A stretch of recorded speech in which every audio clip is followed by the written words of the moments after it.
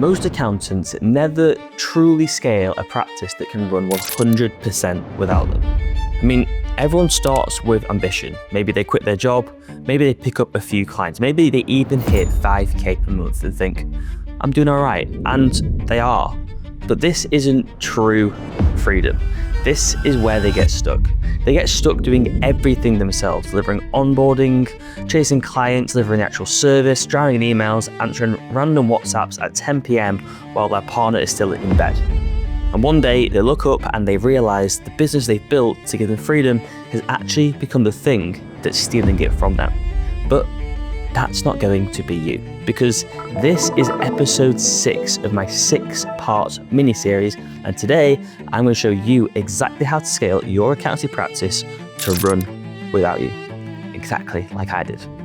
I built a fully remote team, onboarded over 300 clients, and generated over £500,000 in revenue, not because I just worked harder, but because I also built smarter systems with the end goal always in mind. And I'm going to walk you through the exact same systems that I built so that you can do the same. So if you've been watching this series and deep down you know you were made for more than spreadsheets and survival, this episode is the one for you. And if you're ready to stop spinning your wheels and actually start building the business that you said you wanted to from the very beginning, well, just message me step 6 on Instagram and I'll send you everything that we talk about today, plus a few extras. So let's get into it. Here's the first uncomfortable truth. You will not scale unless you start reinvesting. If you're making 3, 5, 10 grand per month and keeping 100% of it, that might feel safe, but it's not. It's actually dangerous, because that money should be buying back your time, buying back your energy, buying back your life. I call it the 15% scale tax. You take 15% of what you earn and you invest it into things that will make you redundant within the practice.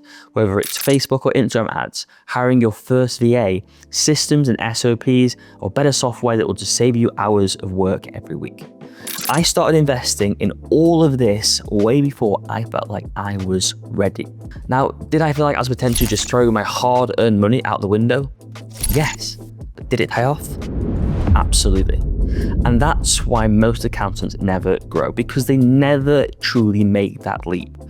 You can't wait to feel comfortable to invest. In fact, it's the other way around. You invest now to buy comfort later. For example, inside the Accountancy Accelerator community, we are showing practice owners exactly which ad strategies are working and showing them exactly how to implement those same strategies themselves. I mean, for context, the last round of ads that we ran returned a 6.8 times return on ad spend. If you want to get more details on that, of course, I know I've just said it, but message me step 6 on Instagram and I can send you a breakdown of how we have done that. Now, we touched on reinvesting. It's important that we also understand what we are investing in. So let me ask you something serious. If you got hit by a bus tomorrow, would your business survive? Would your clients get served? Would your team know what to do? Would money still come in? If the answer is no, you don't have a business. You have a job that you just happen to own. And in my case, I have a job with over 300 different bosses, and that is something that I do not want. SOPs, or standard operating procedures, are the difference between self-employment and true ownership. Now, I know what you're thinking. I don't have time to create SOPs. And that's exactly what I used to think, until I was forced to create SOPs. I was forced because I was at breaking point. My practice was turning over £15,000 a month, and I couldn't even find a second to take a breath. I knew it was unsustainable and that the business was going to start to fail if I didn't get support from somewhere, from someone, from something. And that's when I bit the bullet and I invested heavily into building my SOPs. It was a stressful time, but my God, it was worth it. It was this investment that allowed me to ensure that my business was standardized and automated wherever possible, and in turn gave me the foundation to then start building the foundation to the next part of my business. And that was hiring. Now, to give you an insight of how that might look, you can see on my screen right now what our SOPs look like for our account and corporation tax return process. You'll see it's broken down into 7 steps, with each step being broken down further into the correct order of what to do with videos, templates, working papers, and so on. Now, if you're in a position right now and you don't feel like you have time to build out these processes, or don't know where to start, or even just need a little inspiration, you can get hold of these exact SOPs along with the ad strategy I talked about earlier. So remember, just DM me step 6 on Instagram and I can speak to you there. Once you have your SOPs and systems, you can then start to look at hiring and outsourcing. But where should you start? Now, this will differ from person to person, but a good starting point is to start by outsourcing, in particular by outsourcing non-critical client-facing work. It's really common nowadays to hire a VA from overseas, for example, the Philippines, someone to handle admin, client chasing, prepping books, managing your DMs, and so on. If you don't know where to start looking for the support, I'd recommend a website called onlinejobs.ph. This is a marketplace for finding top talent in the Philippines, and it's actually where I found my personal assistant from in 2024.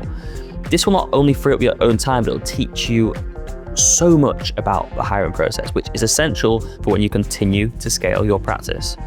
Then, when you have your VA, you have some admin support, and you're now consistently hitting 10K per month, you can then look at bringing on the UK-based hires for the higher trust roles like client management, for example. All of our mentees within the Accountancy Accelerator have used different approaches when it comes to hiring and outsourcing, and it's not a one-size-fits-all approach. But given that we have now been through this and hired team members all across the world over and over and over again, both inside the UK and outside the UK, we are able to provide everyone in the community with the right job specs, salary expectations, interview questions, interview formats, which is just empowering the members to make that next scary step. But it's an essential step that they need to take a step forwards. They also are able to use us as a sounding board and ask us questions about, should I hire? What role should I hire for? And we can give them our advice based on our experience. Just this week, Alex has started the hiring process for a full-time bookkeeper within her practice to help her break through the 10K per month mark after being stuck below that for quite a while. Now, there's no doubt in business, you have to have an element of luck somewhere to be successful. Whether that's getting lucky because you met the right lead at the right time and they became a client of yours, or maybe one of your videos goes viral on Instagram and gives your brand a boost. But one thing is for absolute certain, scaling isn't about luck, and it's definitely not about just grinding harder.